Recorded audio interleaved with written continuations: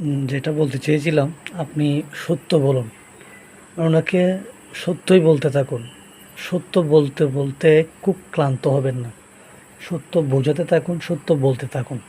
মানে আপনি ক্লান্ত হবেন না, সত্য ওনাকে বোঝাতেই হবে। না বুঝলে বারবার বলুন। বারবার বলতে যদিও বা অভ্যস্ত হতে হবে আপনাকে। আপনাকে সত্য বলতেই হবে, কারণ সত্যটা সুন্দর। সত্যটা অবশ্যম্ভাবী।